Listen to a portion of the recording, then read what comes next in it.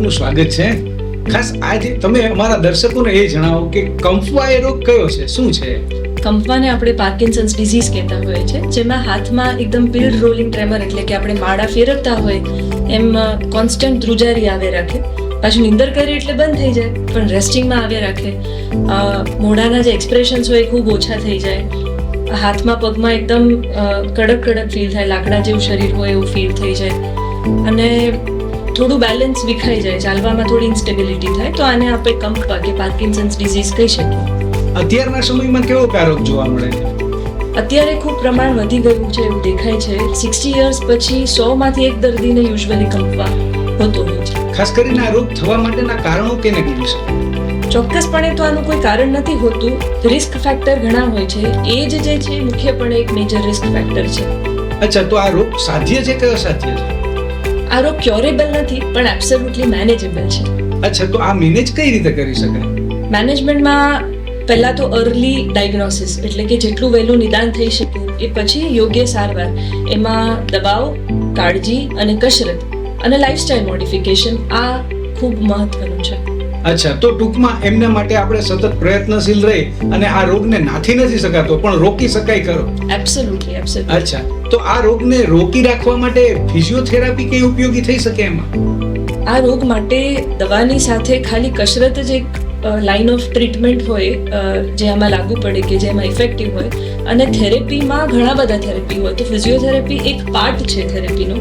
બીજું occupational therapy હોય, bowel bladder therapy હોય. અચ્છા, તો શું કરવું જોઈએ? કોઈને લકવો થયો આ પ્રકારે, કોઈને આ પ્રકારને કંફવા થયો તો શું કરી શકાય? કોઈ બી દર્દીને કંફવા થાય તો આખી જુનાગઢની પોપ્યુલેશન, કાં તો આપણે એઝ એન સમાજ એકદમ જાગૃત થઈ પહેલા તો એના જે લક્ષણો હોય એને પિકઅપ કરવા જોઈએ. એનું અર્લી નિદાન થવું જોઈએ એના જે યોગ્ય નિષ્ણાત ડોક્ટર હોય એની પાસેથી, અને અર્લી ફિઝિયોથેરાપી એટલે કે કસરત શરૂ કરવી જોઈએ. અચ્છા, તો કઈ તમે ખાસ સંદેશ આપવા માંગો છો આ પ્રકારનો કંફવા રોગ માટે? કઈ કાળજી લેવી જોઈએ? તમે શું કહેવા માંગો છો? પહેલાં તો છે ને, એઝ એન કમ્યુનિટી આપણામાં ખૂબ જ પાવર છે. આપણે દરેક સિટીઝનમાં ખૂબ એબિલિટી છે અને પાવર છે કે આપણે આ ટાઈપના જે દર્દીઓ સમાજમાં ફરે છે એને જાગૃતતાપૂર્વક ઓબ્ઝર્વ કરીએ અને પિકઅપ કરીએ, એક એમ્પેથી ના સાઇનથી, કાં તો એક કમ્પેશનથી. એ પછી આપણે એને નિયંત્રણમાં લાવવા માટે એની જે યોગ્ય ચેનલ હોય એને કોન્ટેક્ટ કરીએ, એટલે એના ડૉક્ટરને મળીએ, આપણે પછી કસરત કરીએ. અને એઝ અ કેર ગીવર ઘરમાં જે લોકો છે એ બી જાગૃત થઈ એને કઈ રીતે કેર કરવી જોઈએ એના માટે અવેરનેસ સ્પ્રેડ કરવી. બહુ સરસ. Thank you. નમસ્કાર દર્શક મિત્રો, જુનાગઢ કૃષિ યુનિવર્સિટીના એગ્રેસને સ્ટુડિયોમાં હું કલ્પેશ પંડ્યા આપનું સ્વાગત કરું છું. મિત્રો, દર વખતની જેમ આજે પણ ખાસ વાત કરવાની છે એક રોગ વિશે, અને એ રોગનું નામ છે ગુજરાતીમાં કંફવા. ધ્રુજારી આવવી શરીરમાં, અને આપણે એવા ઘણા લોકોને જોયા હશે. તો આ રોગ વિશેની વાત કરવા માટે આપણી સાથે અત્યારે સ્ટુડિયોમાં ડૉક્ટર આરસી શાહ, કે જેઓ ન્યુરો ફિઝિયોથેરાપિસ્ટ છે અને જેઓ આમના ઉપર ખૂબ સારી એવી કામગીરી કરી રહ્યા છે. મેડમ, આપનું સ્ટુડિયોમાં સ્વાગત છે. Thank you so much. મિત્રો, આજે આ વિષયકની માહિતી તમારા સુધી પહોંચાડવાનો પ્રયત્ન કરીએ છીએ, ત્યારે મેડમ એ વાત જણાવો કે આ જે કંફવા જે છે એ કયા પ્રકારનો રોગ છે, અને આ કંફવા માટેનો તો સ્પેશિયલ દિવસની પણ જે છે ઉજવણી કરવામાં આવે છે. વર્લ્ડ પાર્કિન્સન ડે, આમની ઉજવણી ક્યારે કરવામાં આવે છે અને એમનો હેતુ શું હોય છે? ઓકે, થેન્ક યુ પહેલાં તો આટલા સારા વેલકમ માટે. આઈ થિંક આ ચેનલ બહુ યોગ્ય છે મને જે અવેરનેસ સ્પ્રેડ કરવી છે વર્લ્ડ પાર્કિન્સન્સ ડે નિમિત્તે. હવે વર્લ્ડ પાર્કિન્સન્સ ડે 11 એપ્રિલના વિશ્વભરમાં ગ્લોબલી સેલિબ્રેટ કરવામાં આવે છે. જેમ્સ પાર્કિન્સન કરીને એક ફિઝિશિયન હતા બ્રિટનમાં 1817ની સાલમાં. તો એમને ખૂબ બધું રિસર્ચ અને કામ કર્યું હતું આ ટાઈપના રોગ ઉપર, અને એને એક લિટરેચર 70 પેજનું એક લિટરેચર પબ્લિશ કર્યું હતું જેનું નામ છે an essay on shaking palsy. An essay એટલે કે નિબંધ ઓન શેકિંગ પાલ્સી.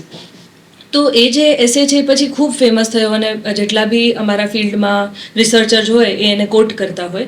તો એમનો બર્થડે છે 11 એપ્રિલના, અને એ નિમિત્તે આપણે વર્લ્ડ પાર્કિન્સન્સ ડે એક જાગૃતતા સ્પ્રેડ કરવા માટે ગ્લોબલી આપણે સેલિબ્રેટ કરતા હોય છે.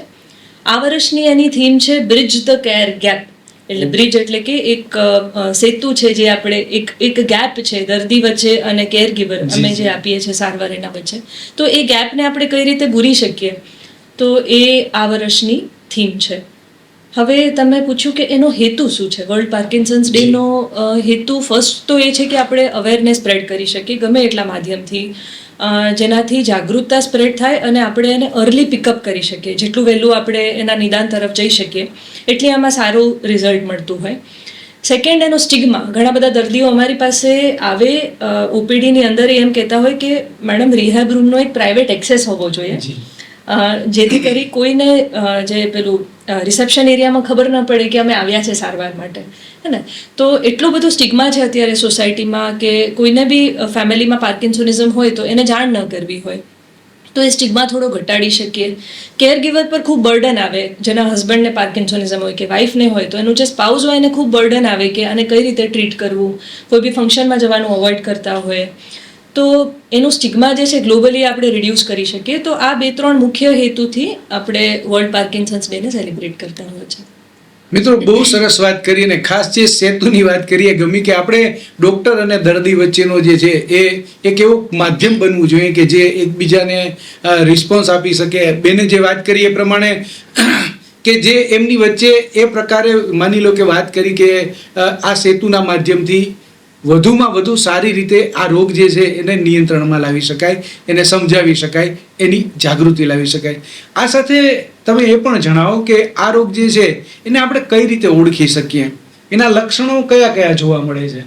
ઓકે, હવે પાર્કિન્સન્સ ડિઝીઝના મુખ્યપણે 4 મેડિકલ લેંગ્વેજના લક્ષણો હોય. ફર્સ્ટ હોય કે ટ્રેમર્સ, એટલે કે આપણે માળા જેમ કરીએ એ પ્રમાણે અંગૂઠા અને આંગળી વચ્ચે કોન્સ્ટન્ટલી આ રીતે એક ટ્રેમર્સ આવે રાખે, કંપવા આવે રાખે. એને અમે પિલ રોલિંગ, એટલે કે પિલ એટલે કે એક નાની એવી ગોળી હોય ને રોલ કરતા હોય તો એ ટાઈપના ટ્રેમર આવે રાખે.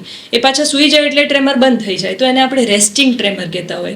એટલે કે એમનેમ બેઠા છે સ્થિર ત્યારે એટ રેસ્ટ કંપવા આવે.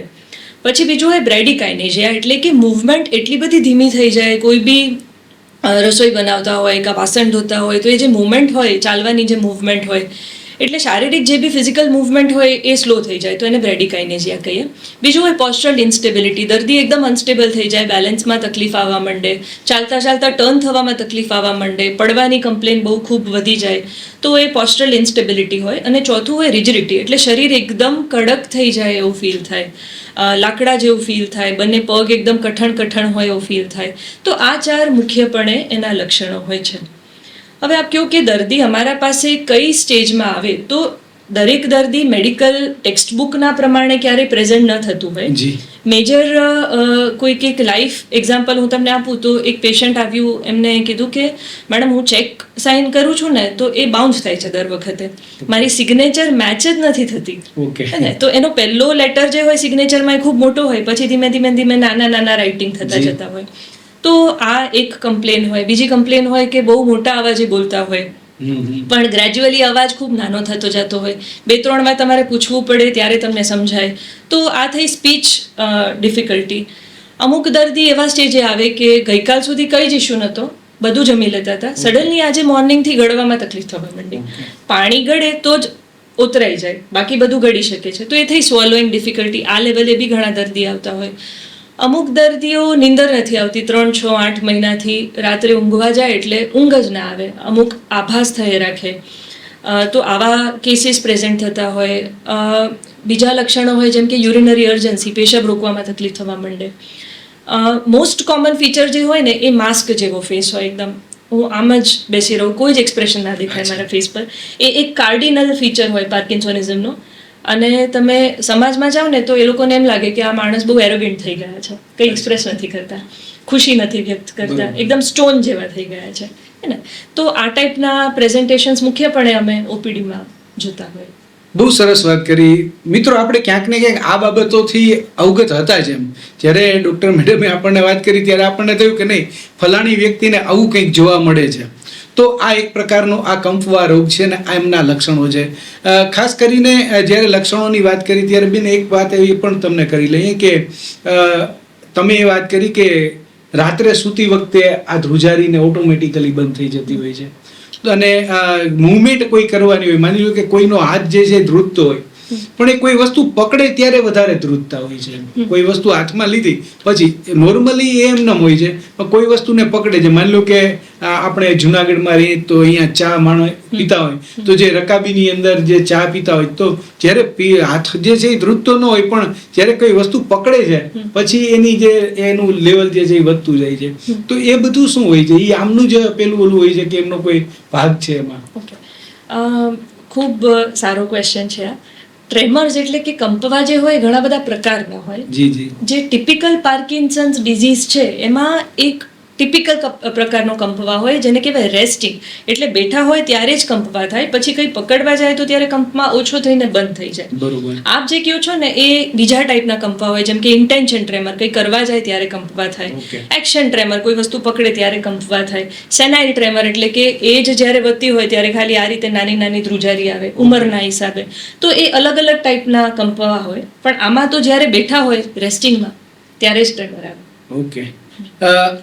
ખાસ એ પણ તમે જણાવો કે આ રોગ જે છે આમ સામાન્ય રીતે કઈ રીતે થાય છે એમ, અને એમની અવસ્થા શું હોય, કઈ ઉંમરે વધારે જોવા મળે છે? ઓકે. પાર્કિન્સન્સ ડિઝીઝ જે છે ને એ અત્યારે તો મેડિકલ સાયન્સ એટલું એડવાન્સ થઈ ગયું એટલા માટે આપણને વધારે કેસીસ સરફેસ થતા હોય એમ લાગે, કારણ કે આયુષ્ય વધી ગયું ને. પહેલાં તો એટલું આયુષ્ય જ નહોતું, એટલે પહેલાં એટલા કેસીસ ન દેખાતા. અત્યારે 60 years પછી 100માંથી દરેક એક દર્દીને મોસ્ટલી પાર્કિન્સોનિઝમ હોય જ છે. અમુક માઇલ્ડ કેસીસ હોય, અમુક મોડરેટ હોય, અમુક સિવિયર પ્રેઝન્ટેશન હોય, પણ આટલો રેશિયો મેલમાં થોડું વધારે જોવા મળે, પુરુષોમાં થોડો વધારે આ રોગ દેખાવા મળે. ચોક્કસપણે તમે જો કોઈ કારણ પૂછો તો એના કોઈ એવા ઓબ્વિયસ કારણ હોતા નથી, એટલે જ એને પાર્કિન્સન્સ ડિઝીઝ કહેવાય. અમારી ભાષામાં એને ઇડિયોપેથિક પાર્કિન્સન્સ ડિઝીઝ કહેવાય. એટલે ચોક્કસપણે કોઈ એનું એક્ઝેક્ટ કારણ તમે ના ફાઇન્ડ આઉટ કરી શકો, પણ એના રિસ્ક ફેક્ટર્સ એટલે કે કયા દર્દીઓમાં વધારે પાર્કિન્સન્સ થવાની શક્યતાઓ હોય એ તમે ચેક કરી શકો. તો એમાં પહેલું છે એજના કારણે. એજ એક સૌથી મોટો રિસ્ક ફેક્ટર છે. 60 yearsના ઉપર એ લોકોને વધારે થતો હોય, મેલમાં વધારે થતો હોય. પછી જે લોકો કૂવાના પાણી પીતા હોય કે જેને પેસ્ટિસાઇડ, કોઈ જંતુનાશક દવાનું એક્સપોઝર ખૂબ વધારે હોય, તો આ બધા લોકોને એ વધારે થતું હોય. આમાં એક ઇમ્પોર્ટન્ટ વાત એ છે કે પાર્કિન્સોનિઝમ એ એક સ્પેક્ટ્રમ છે, એની અંદર એક રોગ છે આપણે જેની વિશે વાત કરીએ છીએ. પણ ઘણા બધા એ ટાઈપના બીજા બી રોગ હોય જેના લક્ષણો આના જેવા દેખાતા હોય, પણ એ ટિપિકલ પાર્કિન્સન્સ ડિઝીઝ ના હોય. જે ખાલી કોઈ દવા લીધી તો એનું સાઇડ ઇફેક્ટ થયું, એના કારણે આ ટાઈપના પ્રેઝન્ટેશન થાય, તો એ દવા નિયંત્રણમાં આવી જાય બોડીમાં, તો એ પાછા જતા રહે. ને કોઈ ટોક્સિનનો એક્સપોઝર થયો તો એના કારણે આવે, એ ટોક્સિન નીકળી જાય તમારા લાઈફમાંથી, તો ફરી પાછું પેશન્ટ નોર્મલ થઈ જાય. કોઈ દવાનું પણ પેલી આડઅસર થઈ હોય, માની લો કે સાલ્બુટામોલ કે એવી કઈ દવા આવે છે એ ધ્રુજારી અપાવે, તો એમને હિસાબે દવા ખ્યાલ આવે કે ભાઈ આ દવા લીધી છે, એની માત્રા વધી ગઈ છે, તો એમને હિસાબે છે, પણ એ નીકળી જાય એટલે ઓકે થઈ જાય એવું ને. એટલે કફ સિરપ્સ યુઝ્યુઅલી જે લેતા હોય એ લોકોમાં પણ ધ્રુજારી આવતી હોય. હમણાં જ મારા એક કલીગ છે, સ્ટુડન્ટ છે, એમને ખૂબ વધારે લખ્યું એક દિવસ, તો અંગૂઠામાં આ રીતે એને ટ્રેમર્સ આવતા હતા. તો એટલું ગભરાવા જેવું નથી કે દરેક ટ્રેમર પાર્કિન્સોનિઝમ હોય એવું જરૂરી નથી, હે ને, કે ક્યારેક ટેમ્પરરી હોય એ પછી જતું રહે. યસ.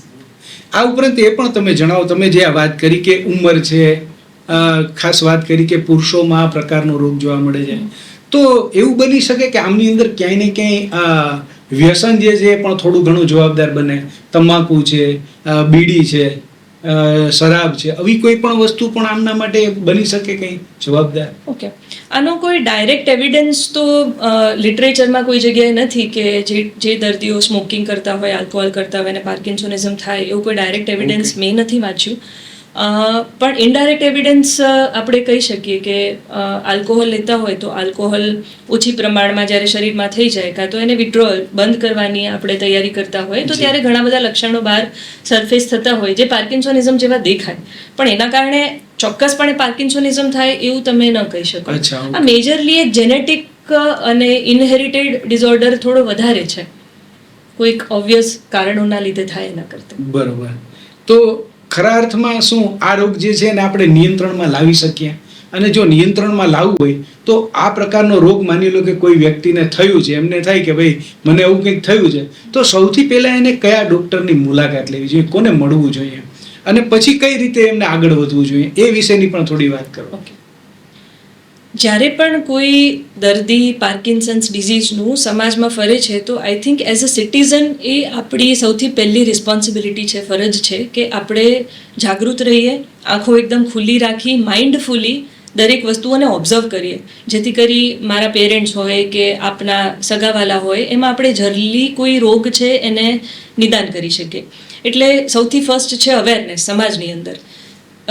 વાઇફમાં અવેરનેસ હોય, હસબન્ડમાં અવેરનેસ હોય તો એ ફેમિલીને હેલ્પ કરી શકે, હે ને. તો પહેલું અવેરનેસ કે એના સિમ્ટમ્સ શું હોય, એના લક્ષણો શું હોય એ આપણે એક આઈડેન્ટિફાઈ કરી દીધું.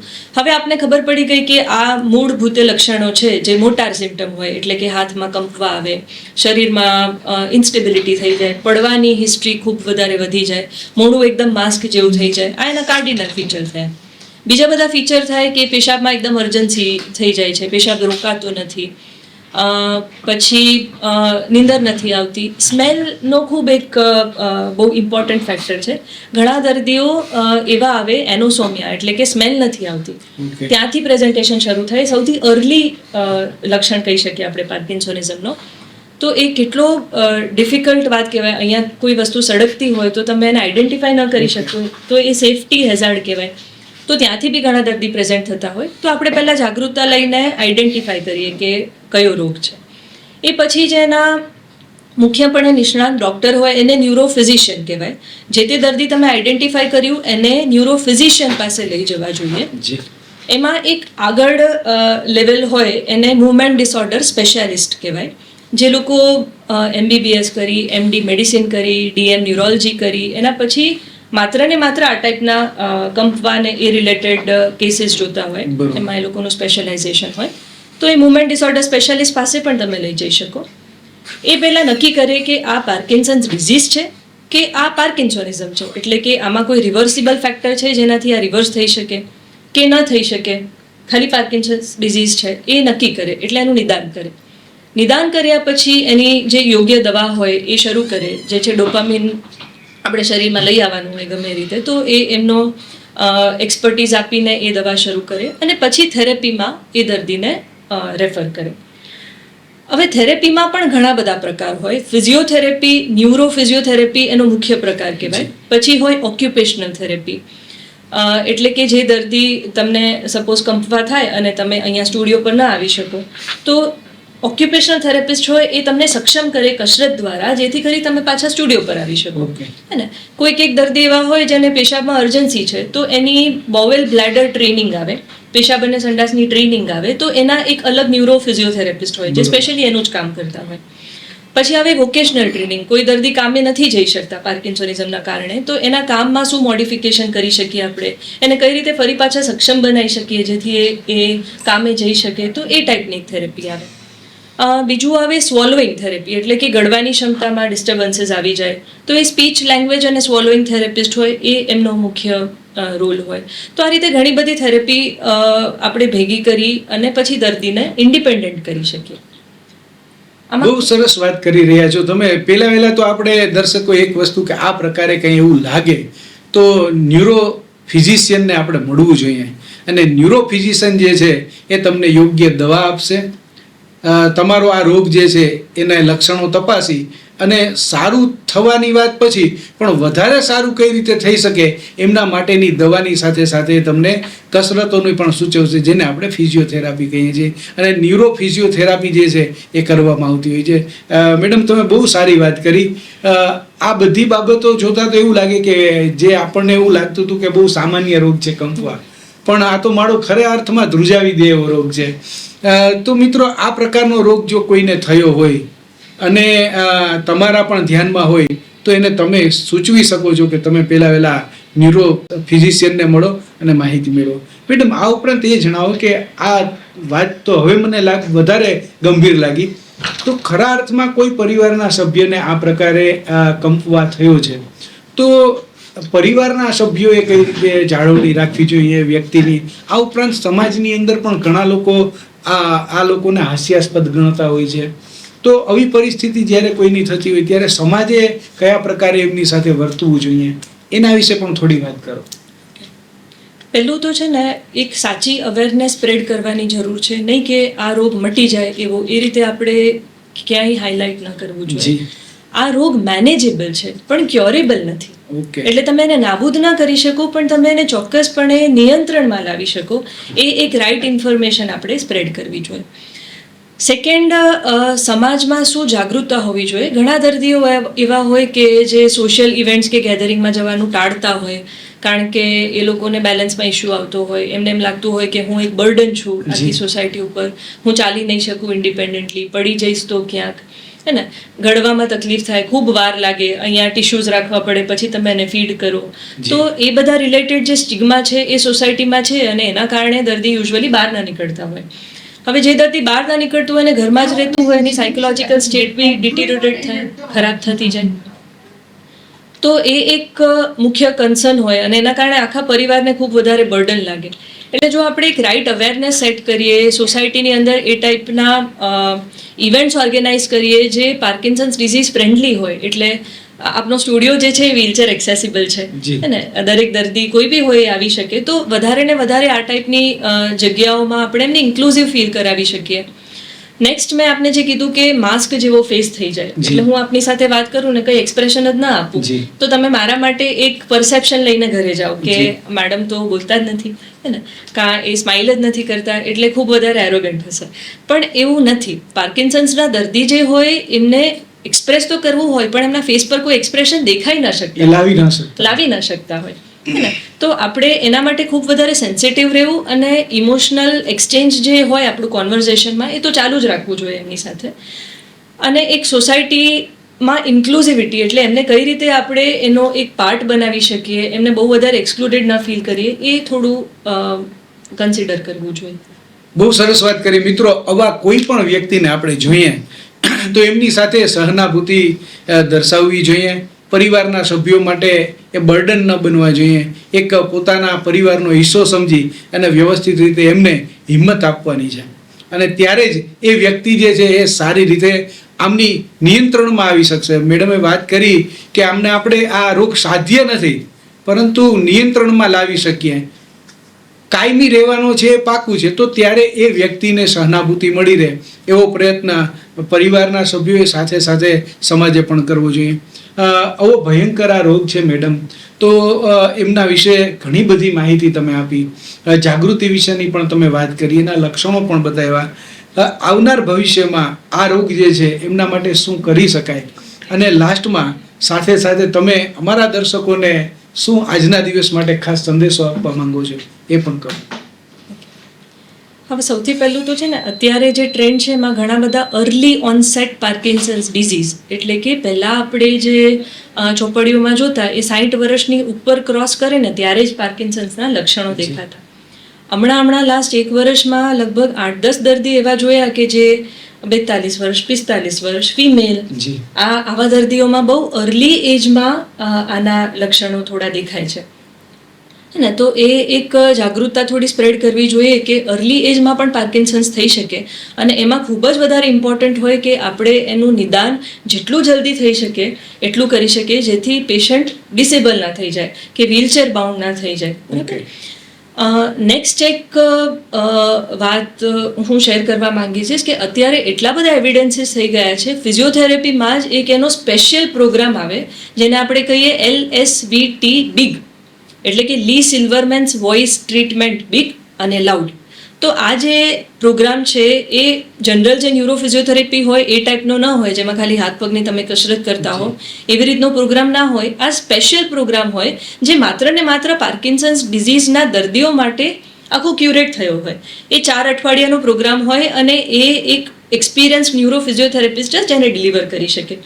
તો જે કોઈ બી દર્દી હોય, એને બેસવા ઉઠવામાં તકલીફ થતી હોય, હાલવામાં તકલીફ થતી હોય, તો એવા દર્દી ન્યુરોફિઝિયોથેરેપિસ્ટ પાસે જઈ આ ટાઈપનો પ્રોગ્રામ ઇન્ટરવેન્શન લઈ શકે, અને એ પછી એ ઘરે એને ઇમ્પ્લિમેન્ટ કરી શકે, જેના રિઝલ્ટ્સ ખૂબ વધારે સારા છે, અને એની જે મોટાર ક્ષમતાઓ હોય એને ઘણી હદે આપણે ઇમ્પ્રૂવ કરી શકીએ.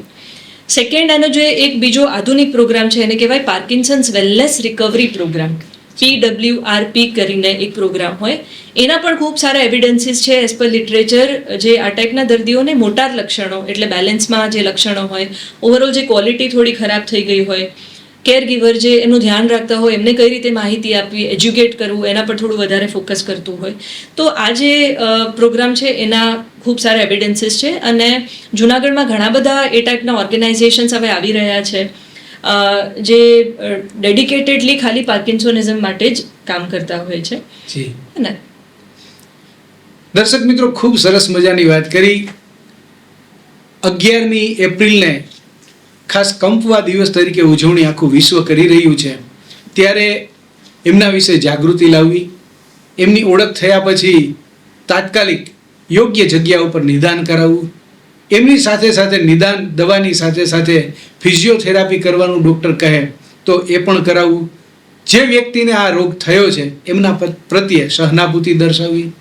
અને ખાસ અગત્યની બાબત જે મેડમે વાત કરી કે ઉંમરને હિસાબે થાય છે, પુરુષોમાં થાય છે, ખાનપાનની અંદર જે પેસ્ટિસાઇડનો ઉપયોગ કરવામાં આવે છે એનાથી થાય છે. આ ઉપરાંત ફળ હોય, ફ્રૂટ હોય, અલગ પ્રકારના આમ શાકભાજી હોય, એમને તાજું માજું બનાવી રાખવા માટે પણ જે કેમિકલ્સનો પ્રયોગ કરવામાં આવે છે, આ બધા કેમિકલ્સ આપણને નુકસાન કરી રહ્યું છે. ત્યારે પ્રાકૃતિક ખેતીમાંથી જે ઉપજ મળતી હોય ને એ પણ ખાવાનો આગ્રહ રાખવો જોઈએ. સાથે સાથે મિત્રો, આ જે બધી મેટર તમને જે રજૂ કરી એમનું કાળજી રાખશું તો થવાની શક્યતા નથી, પરંતુ થાય તો એ મટી શકતું નથી, એને નિયંત્રણમાં લાવી શકાય. એટલા માટે ડૉક્ટરની સલાહ લેવી. અને જો એ સલાહમાં આપણને એમ કહે કે તમારે દવાની સાથે ફિઝિયોથેરાપીની કન્સલ્ટન્સી કરવી પડશે તો અચૂક મોટું મન રાખીને કરાવજો, કારણ કે વ્યક્તિ આપણો પોતાનો છે અને એને આપણે બચાવવાનો છે. તો મેડમ, આજે તમે અમારા સ્ટુડિયોમાં પધાર્યા, ખૂબ સુંદર મજાની માહિતી આપી, એ બદલ અમારા દર્શકો વતી હું આપનો આભાર માનું છું. ધન્યવાદ. Thank you so much.